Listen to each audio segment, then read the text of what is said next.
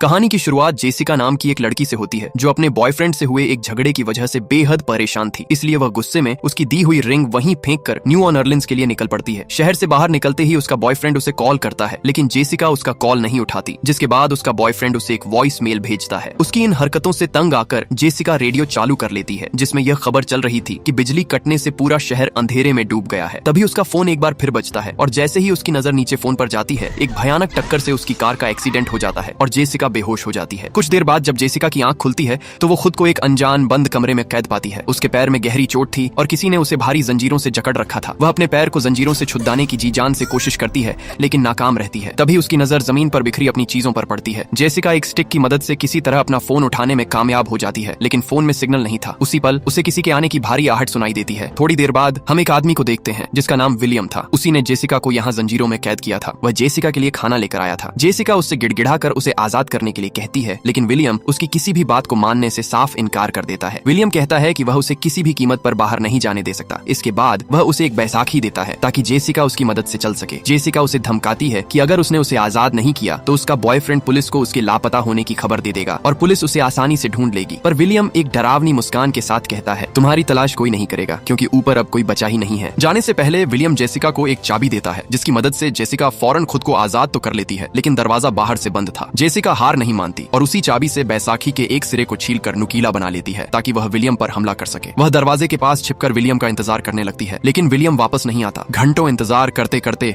जब जेसिका थक जाती है तो वह एक प्लान बनाती है। वह एक कपड़े में आग लगाकर उसे एयर वेंट में फेंक देती है, जिससे फायर अलार्म बज उठता है। जैसे ही विलियम घबराकर दरवाजा खोलता है, जेसिका उस पर हमला करने की कोशिश करती है, लेकिन विलियम उसे दबोच लेता है और उसे बेहोश करने वाला एक इंजेक्शन लगा देता है। जब जेसिका को दोबारा होश आता है, तब वह अपने सामने विलियम को पाती है जो उसे खाना देने आया था। विलियम उससे कहता है कि उसे उसका शुक्रिया अदा करना चाहिए क्योंकि उसने उसकी जान बचाई है। जेसिका फिर से उसे आजाद करने की भीख मांगती है। इस पर विलियम बताता है कि बाहर जाना मौत को दावत देने जैसा है, क्योंकि पूरे शहर पर किसी भयानक चीज ने हमला किया है और वो केवल उसके बंकर में ही सुरक्षित है। विलियम के मुताबिक बाहर की हवा में जानलेवा रेडिएशन फैला हुआ है, इसीलिए कुछ सालों तक इसी बंकर में रहना ही समझदारी होगी। विलियम की बातें सुनकर जेसिका के होश उड़ जाते हैं। उसे यकीन नहीं होता और लगता है कि विलियम उससे झूठ बोल रहा है, लेकिन विलियम को पूरा विश्वास था कि बाहर के सभी लोग मारे जा चुके हैं। तभी अचानक बंकर के बाहर से किसी के चिल्लाने की आवाज सुनाई देती है। विलियम फौरन कमरे से बाहर भागता है, लेकिन जाने से पहले वह जेसिका का कमरा बंद कर देता है ताकि वह भाग न सके। कुछ घंटों बाद एक बार फिर बंकर के ऊपर से कुछ आवाजें गूंजती हैं, जिन्हें सुनकर जेसिका चौंक जाती है। उसे ऐसा महसूस होता है जैसे बंकर के ठीक बाहर से कोई कार गुजर रही हो। किस्मत से उस समय उसके कमरे का दरवाजा खुला रह गया था। वह चुपके से कमरे से बाहर निकल जाती है। बंकर में उसे खाने पीने के सामान से भरी हुई अनगिनत अलमारियां मिलती हैं। वहीं उसकी मुलाकात टाइलर नाम के एक आदमी से होती है। जेसिका उसे अपने साथ मिलकर वहां से भागने के लिए कहती है, लेकिन टाइलर यह कहकर मना कर देता है कि बाहर की हवा जहरीली है। उसी समय विलियम भी वहां आ जाता है और जेसिका को बताता है कि उसने जो शोर सुना था वह असल में टाइलर से कुछ सामान गिरने की आवाज थी। इसके बाद वह जेसिका को पूरा बंकर घुमाता है, जिसे विलियम ने किसी घर की तरह ही बना रखा था। वहां खुद को व्यस्त रखने के लिए बहुत सी चीजें थीं और खाने पीने का इतना सामान था कि वे लोग सालों तक आराम से जिंदा रह सकते थे। हालांकि वहां केवल एक ही बाथरूम था जो विलियम के बेडरूम में था। इसीलिए जब जेसिका नहाने जाती है तो विलियम उसे दरवाजा बंद किए बिना नहाने को कहता है, क्योंकि उसे अब भी जेसिका पर भरोसा नहीं था। जेसिका एक पर्दा लगाकर खुद को ढकने के बाद नहाती है। कुछ समय बाद बिजली में अजीब तरह से उतार चढ़ाव होने लगता है। ये देखकर जेसिका कहती है कि यह पास से गुजरने वाली किसी कार की वजह से हो सकता है, लेकिन विलियम इस बात को खारिज करते हुए कहता है कि बाहर कोई भी इंसान जिंदा नहीं है, क्योंकि अगर कोई जिंदा होता तो रेडियो पर सिग्नल जरूर आता। बातों बातों में विलियम मेगन नाम की एक लड़की का भी जिक्र करता है, लेकिन यह नहीं बताता कि मेगन अब भी उसके साथ है या नहीं। जेसिका को उस पर शक होने लगता है। जेसिका के बार बार जोर देने पर विलियम उसे मेन गेट के पास ले जाता है और एक छोटी सी खिड़की से बाहर का नजारा दिखाता है। जेसिका बाहर मरे हुए सुअरों का ढेर देखकर कांप जाती है। विलियम उसे बताता है कि वे जहरीली हवा से मारे गए थे, लेकिन तभी जेसिका की नजर वहां खड़े एक ट्रक पर खून के धब्बों पर पड़ती है, जिससे विलियम पर उसका शक और गहरा हो जाता है। बाद में टाइलर और जेसिका विलियम के बारे में बात करते हैं। टाइलर विलियम को कुछ समय से जानता था। दरअसल विलियम पहले सेना के लिए काम करता था और इस बंकर को बनाने में टाइलर ने भी उसकी मदद की थी। जेसिका टाइलर से कहती है कि उसे लगता है विलियम एक मनोरोगी है और झूठ बोल रहा है, लेकिन टाइलर इससे सहमत नहीं होता, क्योंकि उसने अपनी आंखों से आसमान में एक भयानक रोशनी देखी थी, जिससे वह इतना डर गया कि उसे जिंदा रहने के लिए मजबूरन इस बंकर में आना पड़ा। इसी हड़बड़ी में उसके हाथ पर चोट भी लग गई थी। वहीं जेसिका उसे बताती है कि उसने कुछ देर पहले एक कार की आवाज सुनी थी। वो इसके बारे में और कुछ बता पाती उससे पहले ही विलियम वहां आ जाता है और उन्हें रात के खाने के लिए बुलाता है। रात के खाने पर सबका मूड खराब था। मूड को हल्का करने के लिए टाइलर कुछ बातचीत करने की कोशिश करता है, लेकिन उसकी बातों को सुनकर विलियम का पारा चढ़ जाता है और वह उस पर चिल्लाते हुए चुप रहने को कहता है। यह देखकर जेसिका के दिमाग में एक आइडिया आता है। वह धीरे से टाइलर का हाथ छूते हुए उससे फ्लर्ट करने लगती है। ये देखकर विलियम जलन से जल उठता है और गुस्से में चिल्लाते हुए जेसिका को दीवार पर धक्का दे दे देता है। जेसिका माफी मांगने का नाटक करती है और बड़ी चालाकी से उसकी बेल्ट से चाबियों का गुच्छा चुरा लेती है। ठीक उसी समय बंकर के ऊपर से एक और कार गुजरने की तेज आवाज आती है। इससे विलियम का ध्यान भटक जाता है और जेसिका इस मौके का फायदा उठाकर उस पर बोतल से वार करती है और वहां से भाग जाती है। वह मेन गेट तक पहुंचती है और तुरंत ही पहले दरवाजे को खोलने में सफल हो जाती है, लेकिन जब वह दूसरा दरवाजा खोलने की कोशिश करती है तो वह उससे नहीं खुलता। इसी दौरान बाहर एक कार रुकती है और जैसे ही जेसिका उसे देखती है वह मदद के लिए चीखने चिल्लाने लगती है। कार से एक औरत बाहर आती है जो बंकर के अंदर आने की भीख मांग रही थी, लेकिन जब जेसिका उस औरत के चेहरे को देखती है तो उसकी चीख निकल जाती है क्योंकि औरत का चेहरा किसी भयानक वजह से पूरी तरह जल गया था। जेसिका को यकीन हो जाता है कि विलियम उससे झूठ नहीं बोल रहा था। आखिर में हार मानकर जेसिका कांपते हुए वापस अंदर चली जाती है। बाद में बातचीत के दौरान विलियम उसे बताता है कि उसी की वजह से जेसिका की कार का एक्सीडेंट हुआ था, लेकिन उसने यह जानबूझकर नहीं किया था। जब ऊपर अचानक हमला हुआ तब वह घबरा गया था और अपने बंकर तक पहुंचने के लिए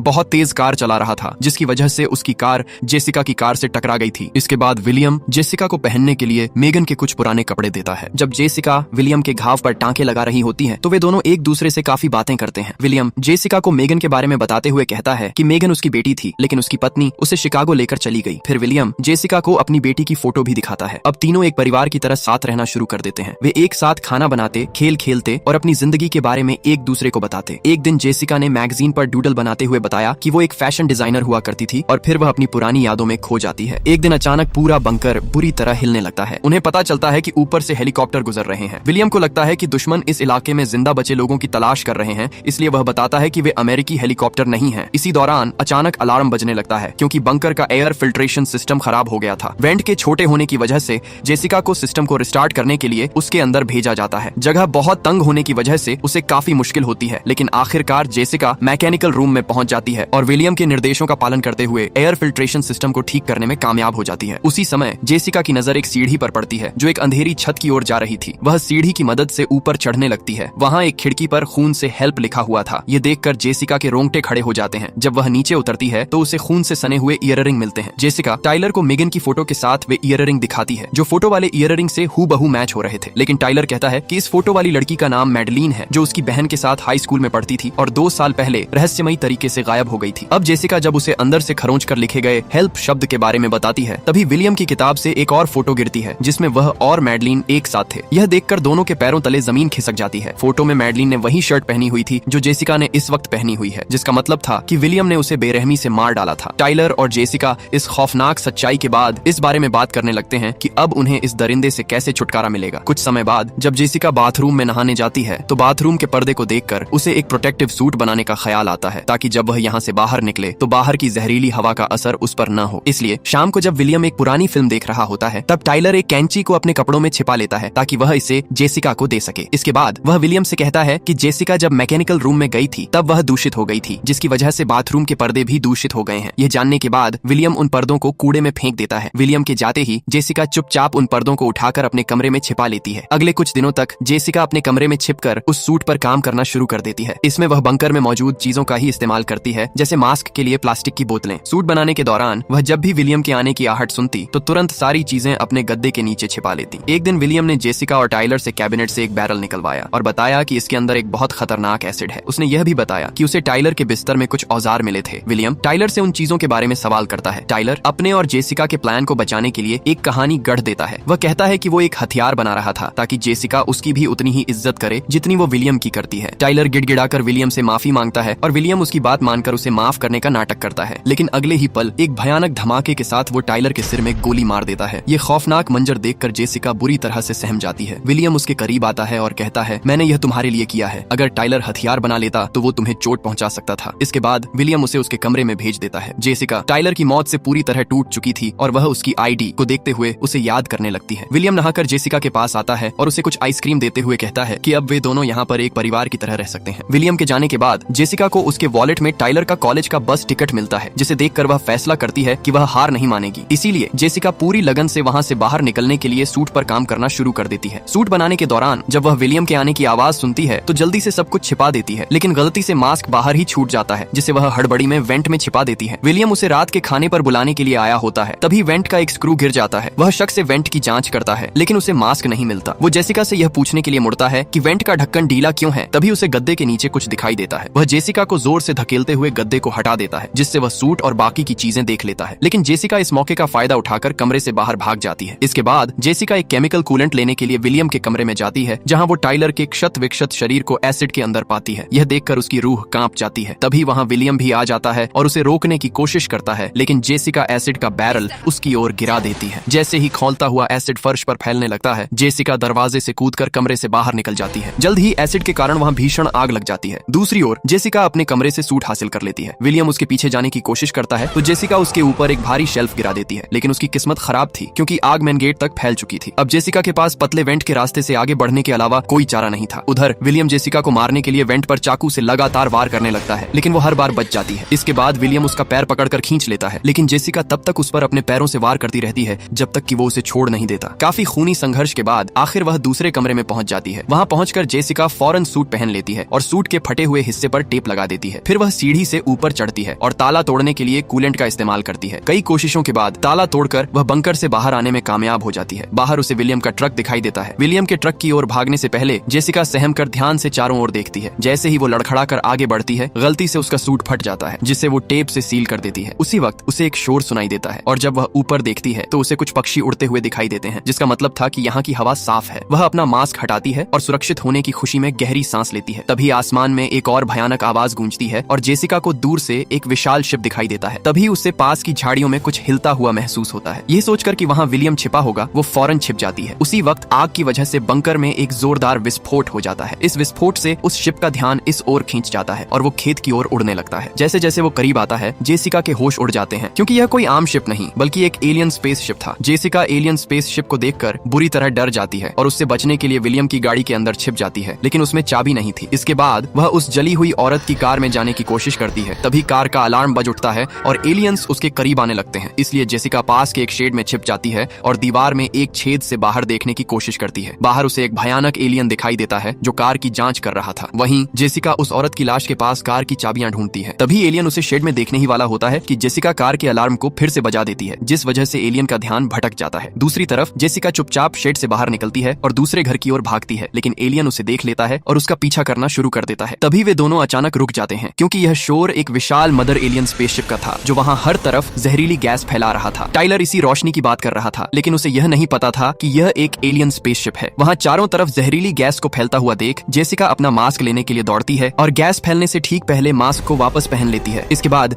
जेसिका ट्रक में छिप जाती है। तभी एलियन दरवाजा बंद कर देता है। जेसिका आगे कुछ सोच पाती उससे पहले ही अचानक स्पेसशिप कार को ऊपर की ओर खींचने लगता है। जेसिका को ट्रक में एक लाइटर और एक शराब की बोतल मिलती है, जिसकी मदद से वो तुरंत एक बम बना लेती है। जैसे ही कार स्पेसशिप के काफी करीब पहुंचती है, वह उस स्पेसशिप पर बम फेंक देती है, जिससे स्पेसशिप के अंदर एक बड़ा विस्फोट हो जाता है। इस वजह से जेसिका की कार नीचे जमीन पर आ गिरती है। इतने ऊपर से गिरने के बाद भी कार की वजह से जेसिका की जान बच जाती है। वहीं स्पेसशिप मैदान के बीच में क्रैश हो जाता है। इसके बाद जेसिका उस औरत की कार में बैठकर वहां से निकल जाती है। भागते समय उसकी कार एक मेल बॉक्स से टकराती है, जिस पर डन क्लोवरफील्ड लेन लिखा हुआ था। कुछ समय बाद कार के रेडियो पर जिंदा बचे लोगों के बारे में एक संदेश आता है कि जो भी बचे हैं वे बैटन रूज में मिलें, जहां बाकी के सर्वाइवर्स भी इकट्ठा हो रहे हैं। संदेश में एक दूसरे ग्रुप के बारे में भी बताया जाता है जो ह्यूस्टन में एलियंस से बहादुरी से लड़ रहे थे। जेसिका सुरक्षित बैटन रूज जाने के बजाय एलियंस से लड़ने के लिए ह्यूस्टन जाने का फैसला करती है और इसी के साथ यह रोमांचक फिल्म यहीं पर खत्म हो जाती है। तो